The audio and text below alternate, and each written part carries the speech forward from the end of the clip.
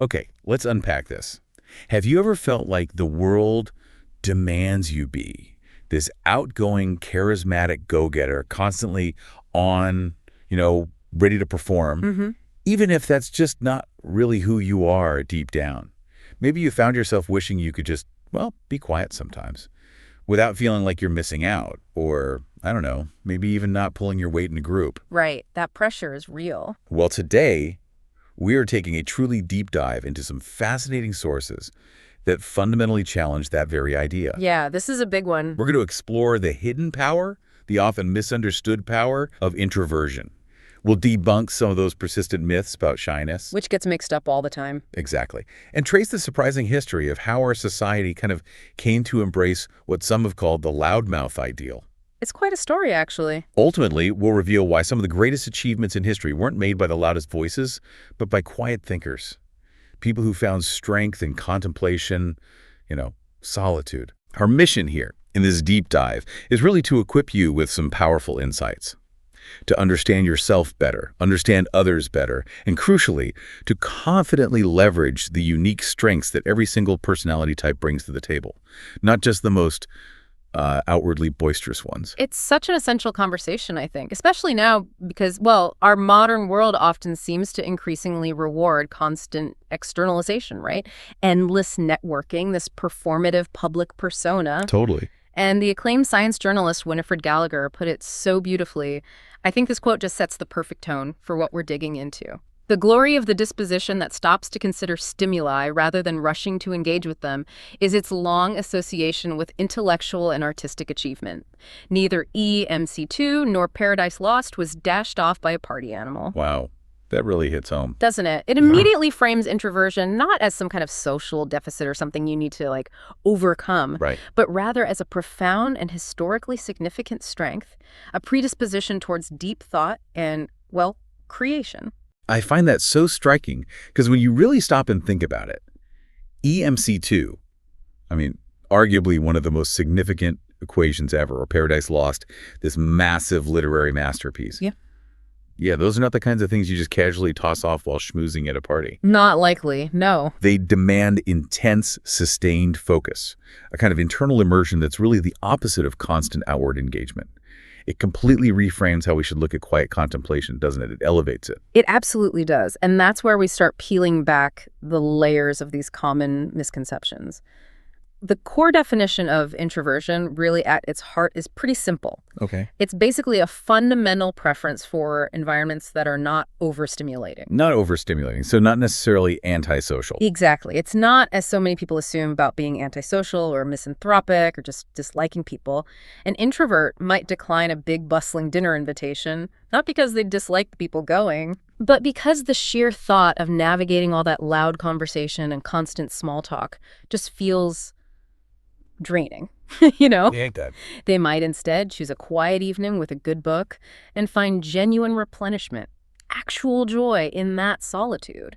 Or maybe they genuinely enjoy eating alone in restaurants, just relishing the peace and the experience without needing constant interaction. And definitely don't need the pitying looks from other diners. No, definitely not. Those people just don't get it. Often these individuals are simply thinkers. They process information deeply, internally. They prefer reflective engagement with the world rather than just immediate external reaction. So when someone says, you're in your head too much. Right. That phrase is often used against quieter, more cerebral people, when in reality they're just operating from a different mode, an equally valid mode of being. That distinction is so critical. It clarifies what introversion isn't. It's not just avoiding people. It's about how you recharge your energy, how you process the world. And that brings us to that crucial difference between introversion and shyness, because those get tangled up all the time. All the time. And it's so important to really hammer home that distinction because, okay, they can sometimes overlap, sure, but they are fundamentally different psychological things. How so? Well, shyness is primarily about the fear of social disapproval or the fear of humiliation in social settings. Yeah. Which is inherently painful, right? Often debilitating. It's an anxiety-driven response. Okay, so fear-based. Exactly. Introversion, though, like we said, is simply a preference for less stimulating environments. It's not inherently painful. You can be a non-shy introvert. Yeah. Totally comfortable in your own company, not fearing judgment, but just preferring deep, focused activity over constant social buzz. Right. Psychologists actually map these on different axes to show the complexity. You've got introversion, extroversion on the horizontal axis, your energy preference. Okay. And then anxious, stable on the vertical axis, your comfort level, basically, in social situations. So that gives you quadrants. Exactly. 4 distinct quadrants. It shows the rich variety within these broad labels. You get calm extroverts, outgoing and at ease. Anxious extroverts crave social interaction but maybe feel nervous doing it. Calm introverts prefer solitude but are perfectly comfortable and confident when they do engage. And then anxious introverts who prefer solitude and also experience social anxiety when they have to interact. That makes so much sense. The 4 quadrants really clarify. So you could be, say, a shy extrovert, like Barbara Streisand. Classic example, yeah. Huge performing personality on stage, but famously battled stage fright and social anxiety. And then on the flip side, a non-shy introvert.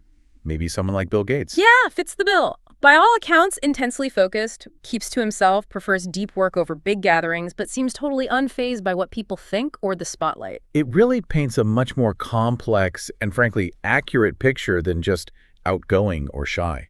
It absolutely does. And this complexity goes even deeper when we bring in the concept of highly sensitive people, often called HSP. It's a technical psychological term. Highly sensitive people. Okay. Yeah. Yeah, and it's not just about being like emotionally fragile. It describes people with a more finely tuned nervous system. They process sensory information more deeply. Interesting. Now, while not all introverts are HSP, a big majority, about 70% of sensitive people are introverts. 70%. Wow. Yeah. And what's fascinating is the other 30% of sensitives, even if they lean extroverted, they still report needing a significant amount of downtime, to decompress and recover from being overstimulated. So what does being highly sensitive actually feel like? Well, if you're an HSP, you might be more likely to feel profoundly, almost overwhelmingly, but pleasantly moved by something exquisite, like Beethoven's Moonlight Sonata. Or you might be deeply moved to tears by an extraordinary act of kindness. But conversely, that same heightened sensitivity means you might also be quicker than others to feel genuinely sickened by violence or ugliness, whether it's real life or on screen. And you probably have a very strong, deeply felt conscience. So it's not a flaw, it's just a different way of processing things. Exactly, a difference in how deeply the nervous system absorbs and reacts to the world around it. That makes so much sense. It shows how these traits are all interwoven, contributing to how someone experiences the world. And it reminds me of something Carl Jung said. Jung. He famously said, there is no such thing as a pure extrovert or a pure introvert. Such a man would be in the lunatic asylum. Yes, a great quote. It really drives home that we're talking about a spectrum, right? A dynamic interplay of traits, not these rigid boxes. And for those of us who kind of feel like we fall somewhere in the middle, enjoying both solitude and social stuff depending on the day. Well, there's even a term for that blend, ambiverts. Ambiverts, I like that. Yep, ambivert is a totally legitimate word. And it captures the reality for a lot of people who don't fit neatly into either extreme. Jung's observation about the lunatic asylum is spot on because introversion and extroversion rarely exist in isolation. They interact with all our other personality traits, our personal histories, our upbringing, our cultural context. It creates wildly different kinds of people, even among those with similar core temperaments. Can you give an example? Sure. Think about, say, an artistic American guy whose dad always wished he'd played football. He'll be a very different kind of introvert with different internal stories and ways of coping than, say, a Finnish businesswoman whose parents were lighthouse keepers and who grew up in a culture that just naturally values quietness. Finland, right. They're known for being pretty introverted. Famously so, almost a cultural exemplar of quiet strength. There's even that old joke, how can you tell if a Finn likes you? He's staring at your shoes instead of his own. Okay, that's pretty good. It just illustrates that while there are common threads to introversion, how it looks is incredibly diverse, shaped by so many things. So what does this all mean for us then, as we try to understand ourselves and the people around us? It means our understanding just needs to be far more nuanced than simple labels. It's not just about ticking a box on a personality quiz. It's about appreciating the rich, complex tapestry of how these traits combine and show up in unique ways in every single person, moving beyond judgment to, hopefully, real understanding. Okay, now let's pivot a bit, because this connects to something huge in American history, a really profound cultural shift that directly led to some of these societal pressures and misinterpretations we've been talking about. Yes, this is fascinating stuff. It's the story of how we moved collectively from valuing, like, quiet dignity to embracing outward showmanship. Indeed.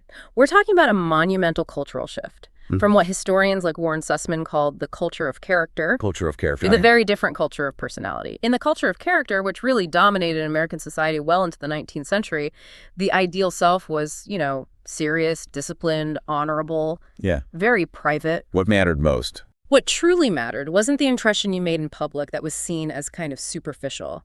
It was how you behaved in private. Your inner integrity, your moral fortitude, keeping your word even when no one was watching.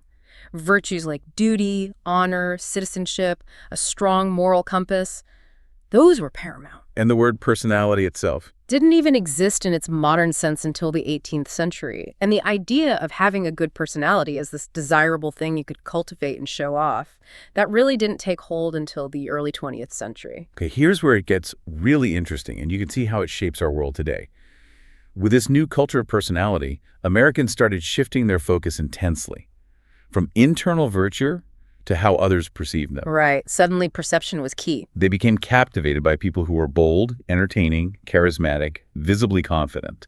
The historian Warren Sussman put it perfectly. He wrote, "The social role demanded of all of the new culture of personality was that of a performer. Every American was to become a performing self." Wow. A performing self. Yeah. It meant success wasn't just about what you knew or how hard you worked anymore. It was about how effectively you presented yourself, how much sparkle you had. And this wasn't just some abstract shift in values. It was driven by massive, tangible societal forces. The biggest one, the rise of industrial America and urbanization. Right. People moving to cities. Exactly. America went from being mostly agricultural, small farms, tight-knit towns where everyone knew everyone's character, to this urbanized, business-focused powerhouse. Look at the numbers. 1790, only 3% lived in cities. By 1920, over a third. Huge jump. Massive. People suddenly found themselves working, living, interacting mostly with strangers, not lifelong neighbors. In this new, anonymous, competitive urban world, just being a good person wasn't enough. You had to stand out, make an immediate positive impression. You had to sell yourself. And stepping right into this new landscape, ready to show everyone how to shine, was a young man named Dale Carnegie. Dale Carnegie. Born poor on a Missouri farm in 1902. By his own account, he was just filled with fears. Dread of thunder, worried about hell, and maybe most relevant, terrified of being tongue-tied, unable to speak up, even worried about his wedding day, afraid he had nothing to say to his bride. Wow. Quite the internal landscape. But then, a pivotal moment. A Chautauqua speaker came to his town. You know, those traveling lecturers. Right, bringing culture to rural areas. This speaker just mesmerized young Dale. Told his own rags to riches story from farm boy to charismatic speaker. Dale saw a way out, a path to escape his own anxieties. So that sparked something in him. He saw the power of public speaking firsthand. Totally. He thought is the key. When his family moved near a college, he noticed the students who won speaking contests were always seen as leaders, admired. So he resolved to be one of them. Signed up for every contest, practiced constantly, apparently rehearsed speeches to cows in the fields, to the cows. That's dedication. Sheer grit. He failed a lot at first, felt clumsy, but eventually he transformed himself into a speaking champion, a campus hero even.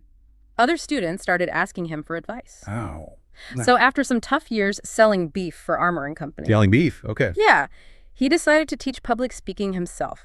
Started his first class at a YMCA night school in New York. Asked for just $2 per session. $2. The Y director actually doubted anyone would sign up. Thought it was too niche, but bam, the class was an overnight sensation, filled up instantly. Just tapped into something people needed. Exactly. Carnegie knew it. Yeah. He went on to build an empire on those principles, win friends, and influence people. He wasn't just teaching rhetoric, he was plugging directly into the era's new values, the culture of personality. Right, so the old culture of character valued internal stuff, duty, integrity. Things you cultivated inside. But the new guides, inspired by Carnegie, celebrated qualities that were, well, our source says, trickier to acquire because they were about public presentation. Words like magnetic, fascinating, stunning, attractive, glowing, dominant, forceful, it wasn't enough to just be good. You had to project this captivating confidence and charm. And it makes sense then that in the 1920s and 30s, people became completely obsessed with movie stars. Perfect timing. Who better to model this new personal magnetism? These larger-than-life figures, seemingly effortlessly charming on screen, became the new archetypes of success. Their public personas reinforced this idea that outward allure was the key. And the advertising industry. They jumped right on board, didn't they? Oh, absolutely. Amplified this new ideal like crazy. Early ads before this shift were really straightforward, like Eaton's Highland Linen, the freshest and cleanest writing paper. Just facts. Simple. But the new personality-driven ads, they became psychological pressure points. They basically cast consumers as performers on stage suffering from stage fright. Oh, wow. And only the product could save them from the scrutinizing gaze of others. They fixated on the hostile glare of the public spotlight, created anxiety, then capitalized on it. What were some of those slogans? They sound intense. They were alarming. A 1922 ad for Woodbury's soap warned, "All around you, people are judging you silently." Yeah. And Williams Shaving Cream told men, "Critical eyes are sizing you up right now." It wasn't subtle. It was explicit anxiety-mongering. Your worth was constantly being evaluated in public. Not just selling soap, but selling this idea of constant judgment and targeting specific groups, right? Like salesmen. Definitely. Madison Avenue went straight for the anxieties of salesmen, middle managers, people who needed to charm and persuade in these new roles. An ad for Dr. West's toothbrushes asked, "Ever tried selling yourself to you? A favorable first impression is the greatest single factor in business or social success." Wow, selling yourself. Another shaving cream ad urged, "Let your face reflect confidence, not worry. It's the look of you by which you are judged most often." The pressure to perform, to put on this confident front was just everywhere, and we still feel echoes of that today. This era also popularized the inferiority complex, or IC, originally from Alfred Adler. But in pop culture, it became this catch-all explanation for everything wrong in your life. Yeah. Love problems, career issues. Suddenly, being quiet wasn't just a preference. It was a symptom of this debilitating complex. So quietness became pathologized. Pretty much. Child guidance experts in the 20s shifted focus. Before they worried about, delinquent boys or precocious girls. Now, it was all about the maladjusted personality, especially shy children. Maladjusted. Strong word. They issued these dire warnings. Shyness, if untreated, could lead to alcoholism, isolation, even suicide, while an outgoing personality supposedly guaranteed success and admiration. So what do they tell parents and schools to do? Socialize children meticulously from infancy, and they urge schools to fundamentally shift focus away from traditional book learning towards actively assisting and guiding the developing personality of each child. And educators bought into this. Enthusiastically. By 1950, the slogan of the mid-century White House Conference on Children and Youth was literally "a healthy personality for every child." Wow. Prescriptive. Totally. Well-meaning parents agreed. Quiet was unacceptable. Gregariousness was the ideal. Some even discouraged solitary hobbies, classical music, reading if they made kids seem unpopular. Ouch. Kids went to school younger, not mainly for academics, but where the main assignment was learning to socialize and adjust. Introverted kids, who preferred quiet play, were often flagged as problem cases needing intervention. So they were actively trying to change kids' personalities. Yeah. William White's 1956 bestseller, The Organization Man, described how parents and teachers often conspired, believing it was for the best, to literally overhaul the personalities of quiet kids. They welcomed interventions to offset tendencies to introversion and other suburban abnormalities. Suburban abnormalities, that's chilling. It shows how deep this extrovert ideal went. Deeply ingrained, turning a natural disposition into a perceived pathology. So it's clear this culture of personality didn't just stay in ads and self-help books. It soaked into our major institutions, shaped expectations in work, even in spiritual life. It absolutely did. Look at business today. Still overwhelmingly demands this extrovert demeanor, often equates outward expression with competence, with leadership potential. Is there evidence for that? Yeah, one corporate trainer put it bluntly. Here, everyone knows that it's important to be an extrovert and troublesome to be an introvert. So people work real hard at looking like extroverts, whether that's comfortable or not. Wow. Just an unspoken rule. It's like presenting as an extrovert is just part of the corporate uniform now. Almost as basic as knowing Excel or, drinking the right scotch with the boss. Huge pressure on introverts to perform a role that's just draining and inauthentic for them. I remember seeing a CNBC commercial that nailed this. A boss tells Ted, who seems competent but quiet, that he's sending Alice to the sales conference instead because she thinks faster on her feet than you. Ted's just left there, deflated. The message is clear. Quick verbal responses are prized above all else, maybe even above the ideas themselves. And that's not just a cynical ad trope, it's backed up by reality. A big Stanford Business School study found that verbal fluency, speaking easily and articulately, and sociability are, kind of shockingly, the two most important predictors of perceived success in U.S. business. Perceived success. Okay. Right. And I remember hearing about a GE middle manager who said, people here don't even want to meet with you if you don't have a PowerPoint and a pitch. Even for internal stuff. Even for just a recommendation to a colleague. Can't just sit down and talk. You need a formal presentation. Pros, cons, a takeaway box. The emphasis is all on the delivery, the performance, not necessarily the substance. Yeah. Which doesn't always get the best ideas out there. This connects really strongly to something the U.S. Army War College actually studies. They call it the bus to Abilene. The bus to Abilene. Tell me about that. Yeah, a professor there, Colonel Stephen Jarris, explains it. Based on a story, a family, hot Texas day, they all kind of agree to take this long, uncomfortable drive to Abilene, only to find out later that nobody actually wanted to go. Oh no. Each person just assumed the others wanted it. It's a huge red flag for when groups just mindlessly follow the most confident or loudest speaker, even if nobody really agrees. That makes perfect sense. And you see it in exercises like Harvard Business School's subarctic survival situation. Students make life or death decisions. Repeatedly, the most vocal, dominant people, even with demonstrably bad ideas, often win out over quieter teammates with better, more rational solutions, just because of conviction and volume. Wow. Group dynamics overriding critical thinking. Exactly. And this isn't just simulations. Think about Philip Tetlock's research on TV pundits. Oh yeah, the forecasting guys. Right. People who confidently hold forth on limited info. Tetlock found these highly confident pundits actually make worse predictions than random chance. Worse than random. Seriously. Seriously. And ironically, the very worst prognosticators, often the most famous and, crucially, the most overtly confident ones. The exact people who'd be seen as natural leaders at HBS or star talent on TV. Big disconnect between confidence and actual competence. What's really fascinating and kind of concerning is how this plays out in hiring, especially in tech. How so? Our sources talk about tech interviews where brilliant engineers with genuinely innovative ideas, deep technical skills, they got rejected. Why?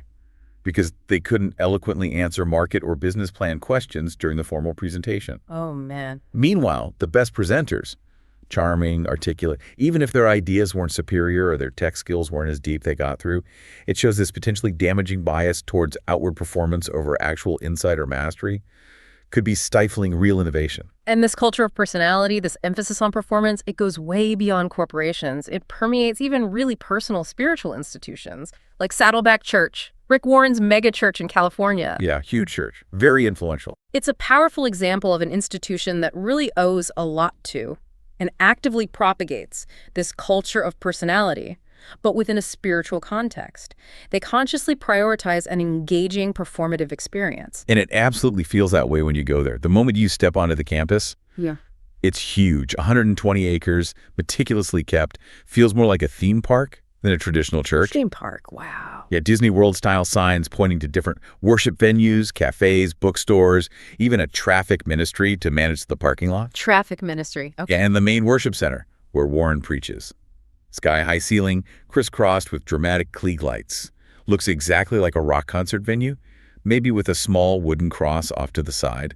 It's vibrant, undeniably social, designed for this highly engaging, external, often emotionally charged experience. Collective effervescence over quiet contemplation, maybe. And this style of worship actually has deep roots in American religious history. It goes back centuries. Really? How far back? Early American revivals. First Great Awakening in the 18th century, especially the Second Great Awakening in the 19th. They depended heavily on the showmanship, the theatricality, the charisma of the ministers. Right. Fiery preachers. Their reputations, their perceived effectiveness hinged on how exuberant they were, how powerfully they could sway crowds. A religious newspaper in 1837 even complained about a dry sermon, saying it caused pain and distress to see a minister standing almost motionless, coldly plodding on. Passion and performance were key. So performance was baked in early on. Yeah, and this focus on outward performance even influenced how Jesus himself got portrayed in pop culture.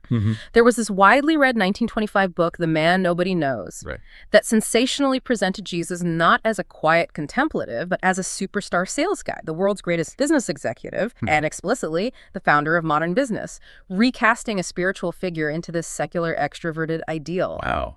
Jesus the CEO. Pretty much. So, in essence, what you see is many modern evangelicals, influenced by this history and current culture, have come to implicitly associate godliness with sociability. Righteous behavior is seen less as the quiet good you do privately, and more as what you put out into the world through energetic evangelism, public declarations, charismatic presence. It mirrors figures like Tony Robbins, right? Where aggressive selling or intense public performance is lauded as being good because you're spreading helpful ideas. It's this pervasive current saying outward expression equals inner value or even spiritual worth. But now let's definitely flip the script, because while society has increasingly praised the loud, the gregarious, the performative, our sources show there's a profound, often overlooked power in quietude. It's time to explore why introverts excel, often because of their nature, not despite it. Okay, let's unpack this with some solid research. Now, creativity isn't exclusive to introverts, obviously. Brilliant ideas come from everywhere. Yeah. But studies do strongly suggest that if you gather a group of people who've been consistently extremely creative over their lifetimes, you're very likely to find a lot of introverts among them. Okay, why might that be? A powerful explanation comes from the psychologist Hans Eysenck. He observed that introversion concentrates the mind on the tasks in hand and prevents the dissipation of energy on social and sexual matters unrelated to work. Concentrates the mind. Think of it this way. If you're the person sitting quietly under the apple tree, deep in thought, while everyone else is chatting on the patio, you're literally more likely to have an apple fall on your head. Or, metaphorically, have a profound insight. Like Newton. Wasn't he a famous introvert? Absolutely, one of the world's greatest. Wordsworth described him as a mind forever voyaging through strange seas of thought alone. That wasn't just poetry. It underscores how solitude and the deep, uninterrupted focus it allows can be this incredibly potent catalyst for innovation. It makes perfect sense. When you hear about someone like Franz Kafka, he couldn't stand to be near even his fiancée while he worked. Extreme solitude. He said, "One can never be alone enough when one writes. Why, even night is not night enough." Intense. But then you contrast that with someone maybe more cheerful, like Theodore Geisel, Dr. Seuss. Right, Dr. Seuss. He also strongly preferred to work alone in his studio. Vastly different personalities, but both found their genius by embracing that isolation and focus. And this need for privacy among creative people is really backed up by hard data. Take the Coding War Games study. Coding War Games. Yeah, analyzed hundreds of programmers, found a striking correlation. The top performers overwhelmingly worked for companies that gave them the most privacy, personal space, freedom from interruption. Really? How big a difference? Huge. 62% of the best performers had private workspaces, compared to only 19% of the worst performers. Clearly shows how crucial a quiet, uninterrupted environment is for deep analytical work. And this isn't just recent, right? This link between tech and introversion. No, long-standing pattern. A study from the early 80s found a significant majority of the earliest computer enthusiasts were introverts, drawn to the solitary, logical challenge. Makes sense. And Dave W. Smith, a veteran Silicon Valley developer, says even today, it's a truism in tech that open source attracts introverts. Why open source specifically? Well, think about huge collaborative projects like Linux or Wikipedia. It's highly doubtful something so revolutionary happens if you stick all those brilliant people in a conference room for a year using traditional brainstorming. Right. Brainstorming can be messy. Exactly. Traditional group brainstorming often fails. Because of social loafing, some people coast in groups, production blocking, only one person talks at once, others lose their thoughts, and evaluation apprehension, fear of looking stupid. Electronic collaboration, like on open source projects, bypasses a lot of that. It lets introverts contribute their best, deeply thought out work without the immediate pressure of face-to-face performance. It fosters a real meritocracy of ideas. Okay, so beyond individual creativity, what about leadership? What do introverted leaders do differently? And maybe sometimes better? Great question. Wharton Professor Adam Grant's research offers really compelling answers here, challenges traditional leadership ideas. How so? He found introverted leaders really excel when they have proactive employees, team members who offer ideas, challenge things, take initiative. Why is that? Because introverted leaders are more likely to actually listen carefully, absorb, and thoughtfully implement those suggestions.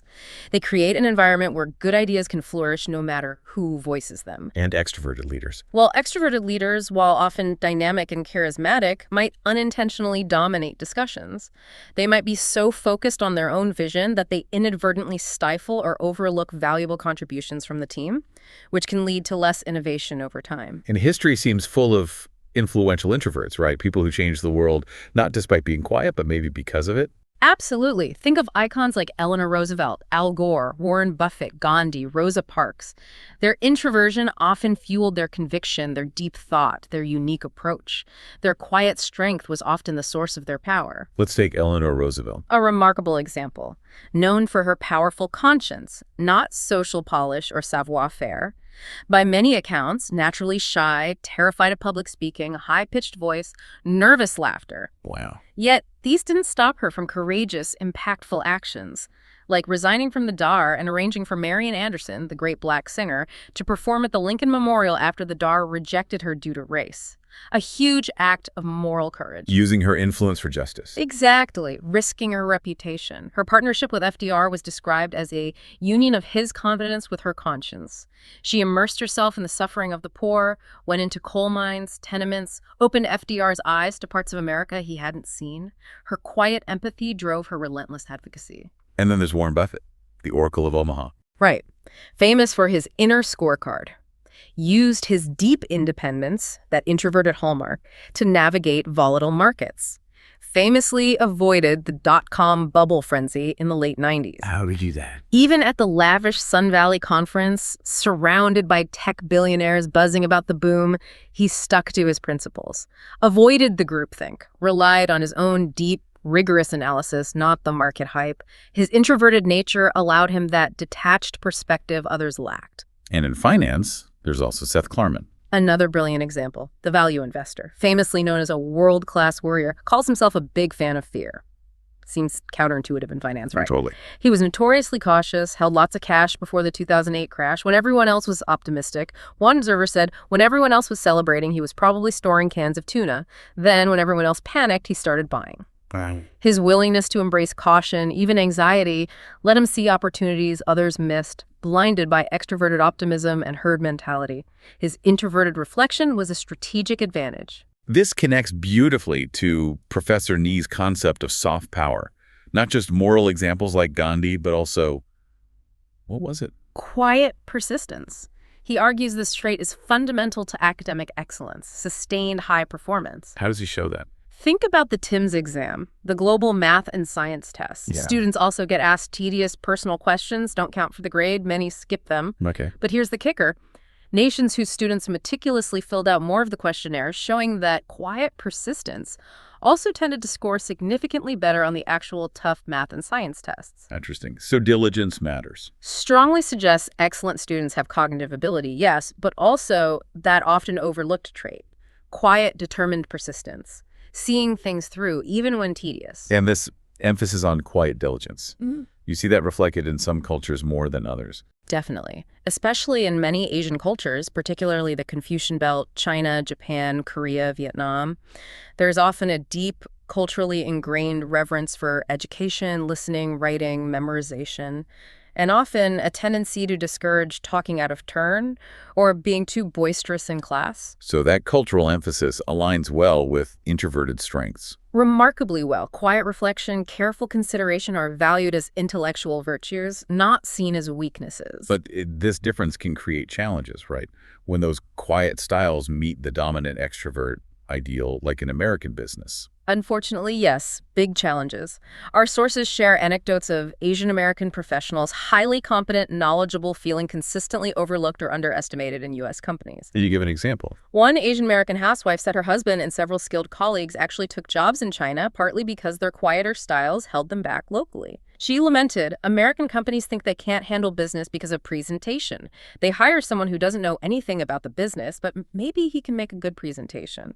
Oof, that's tough. Prioritizing performance over substance. Exactly. A powerful, real-world example of how superficial charisma can be prioritized over deep knowledge or quiet competence. To everyone's detriment, really. Okay, so armed with all this, understanding the history, the strengths of quietness, how do we as individuals navigate our own temperaments? Especially in a world that often feels so extroverted, how do we thrive authentically? It really starts with understanding some of the biology, the fundamental underpinnings. One really compelling theory is reward sensitivity. Reward sensitive. Okay, what's that? Basically, extroverts are typically more motivated to seek rewards, tangible stuff like status, money, sexual highs, or more subtle things like social connection, validation. They buzz more easily from these stimuli, find them intensely gratifying. So they chase the buzz. That heightened reactivity to reward drives them to seek out novelty social situations. Introverts, by contrast, are, as the source says, constitutionally programmed to downplay reward. They're drawn to positive experiences, sure, but the internal kick or buzz they get from external rewards is comparatively smaller. Meaning They're less likely to break a leg, take huge risks to get there. They prefer a more measured, reflective approach. and that buzz extroverts feel. It sounds good, but maybe has downsides, especially for decision making. Absolutely. That very buzz can cloud judgment, lead to more impulsivity, more risk-taking. Consider Allen, the trader in our sources. Right, the guy who lost big. Despite clear warning signs, plummeting stock prices, his intense reward sensitivity, his brain imagining the thrill of winning big, completely overrode his rational new brain. He kept buying more. Fueled by this fantasy of future gains, lost $700,000 of his family's money. Wow, a stark example. It really shows how the brain's reward system, when overactive, can derail rational thought. Introverts, being geared more to inspect and reflect rather than immediately respond, are inherently more likely to pause, think deeply when things go wrong, and learn from mistakes. More adaptive, often more cautious. This difference in reactivity, you can see it really early, right? Yeah. In babies. Yeah. Jerome Kagan's landmark research found about 20% of infants are high reactive. They cry vigorously, pump their arms, get distressed by new stimuli, tape recordings, popping balloons. Okay, high reactive. Then about 40% are low reactive, remarkably quiet, calm, placid with the same new stuff. And Kagan predicted. He made this startling prediction. The high reactive infants were most likely to become serious, careful, often introverted adults, while the low reactive infants were more likely to become relaxed, confident, extroverted adults. Was he right? Largely confirmed. His follow-up studies track them into adolescence, adulthood. Strongly suggests a powerful biological basis.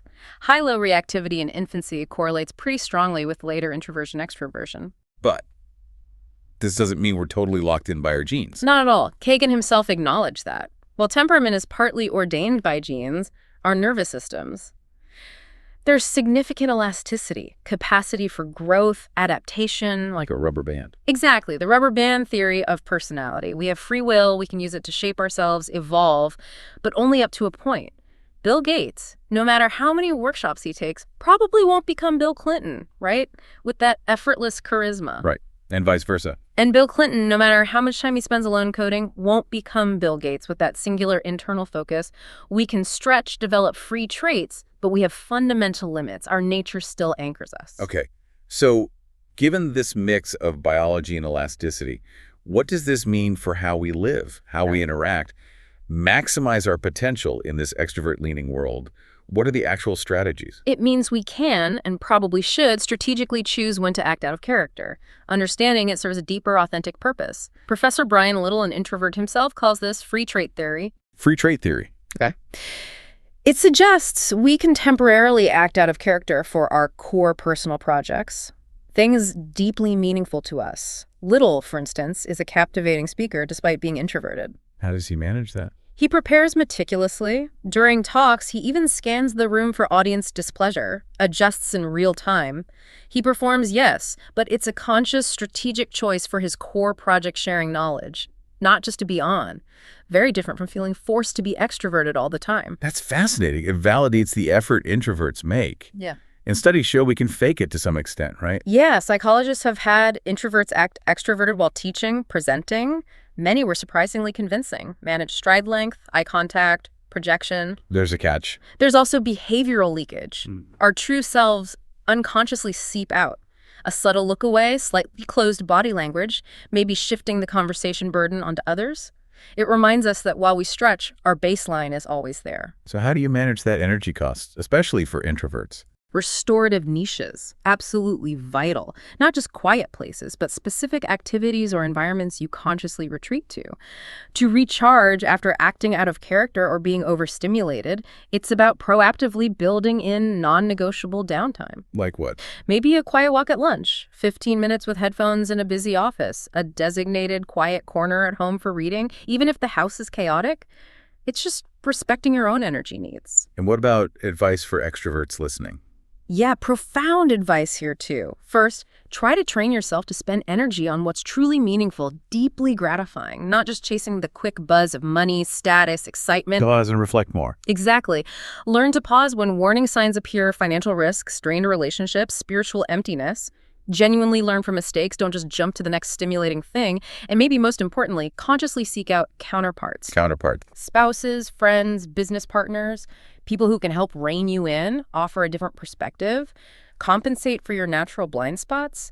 An introvert's caution can be an invaluable balance to extrovert impulsivity. Which brings us to relationships between introverts and extroverts. It can be amazing, but also tricky. Incredibly complimentary, but yes, sometimes maddening. Think of gregarious, expansive, needs external stimulation, and Emily, self-contained, soft-spoken, energized by quiet. Opposites attract. They can complement each other beautifully. Greg brings social energy, Emily brings deep listening, reflection, but they can drive each other crazy because their interaction needs differ.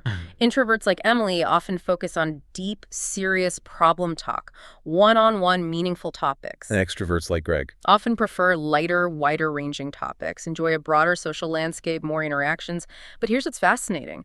Extroversion correlates with the number of friends. Right. But agreeableness, being warm, supportive, loving, correlates with the quality of friendships. And crucially, introverts and extroverts are equally likely to be agreeable. That's a key distinction. So when Greg calls Emily antisocial for skipping big parties, He's totally off base. She might dislike small talk in crowds, but she might lavish deep attention on her marriage, a few close friends, making Greg the center of her social universe. so they just need to accommodate each other's energy. Exactly. Like, instead of one big dinner table where Emily feels trapped, maybe buffet-style parties, Greg circulates. Emily finds a quiet corner for those deep one-on-ones she enjoys. It's about understanding, respecting, and creatively responding to different social energy needs. Finally, let's talk about maybe the most profound impact of all this. How we nurture children, especially quiet kids, making sure they thrive authentically in a world that often pushes them. This is so important, and it comes with a really poignant cautionary tale. Dr. Jerry Miller, a child psychologist specializing in anxiety, told the story of Ethan, a 7-year-old. His parents brought him for treatment 4 separate times, terrified something was wrong because he was quiet, preferred solitary play. 4 times. Yes. Each time, Dr. Miller assessed him, assured them, the boy is perfectly healthy, normal temperament, absolutely fine. But eventually, the anxious parents found another psychologist who did agree to treat him for being quiet. Oh, no. Dr. Miller's fear now is that this became an iatrogenic problem.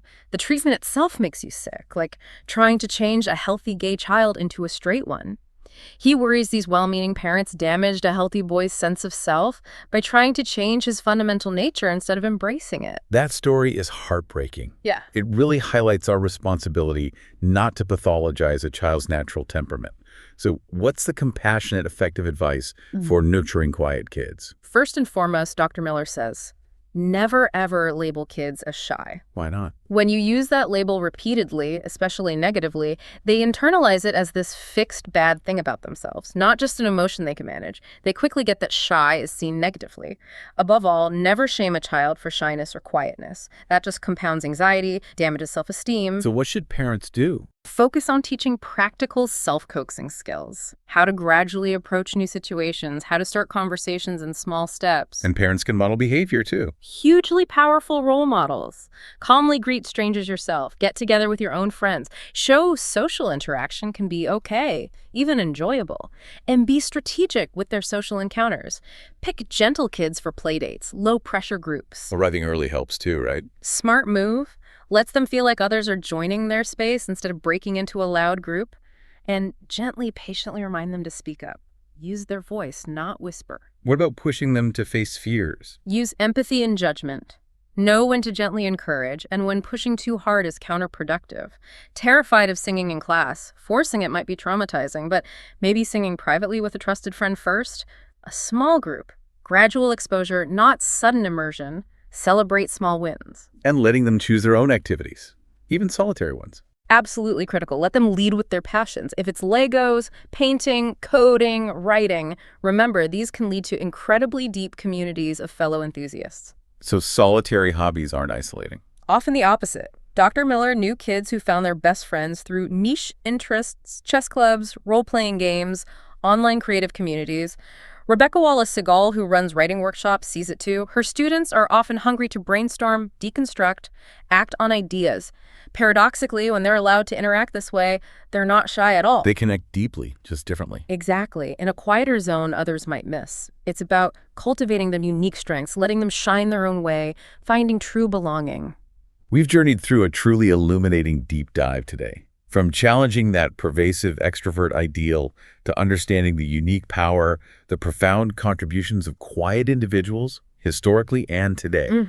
We've seen personality is wonderfully complex, nature and nurture like that rubber band elastic. We can stretch, adapt, but ultimately it guides us back to our authentic core. And knowing where we fall in that reward sensitivity spectrum, or understanding our high reactivity, that empowers us to live more authentically, more effectively. The goal isn't to fundamentally change who we are or fit a mold that doesn't serve us. Right. It's about gaining deep, compassionate understanding, a profound appreciation for the full, rich spectrum of human temperament in ourselves and in everyone around us, recognizing every disposition has its own unique, invaluable contribution. If we connect all of this to the bigger picture, Yeah. maybe we should constantly be looking out for that cobbler who might have been a great general. I like that. It's a reminder that true leadership, deep insight, world-changing innovation, it doesn't always come from the loudest voice or the most charismatic presenter. It's about recognizing and valuing quiet conviction, deep contemplation, profound depth wherever it exists, Yeah. and actively working to create spaces in our world, schools, workplaces, social gatherings, our homes, where all personality types can not just survive, but truly thrive, contribute their absolute best, most authentic selves. Which raises a really important question, doesn't it? Something maybe we as a society need to grapple with more consciously. What's that? If our prevailing societal and institutional structures often inadvertently prioritize outward performance and immediate showmanship over deep contemplation and sustained, quiet effort, what truly valuable insights, what groundbreaking innovations, what profound leaders, and what vital human connections might we be consistently missing or stifling? And how can we collectively begin to reshape our environments to genuinely foster and celebrate both?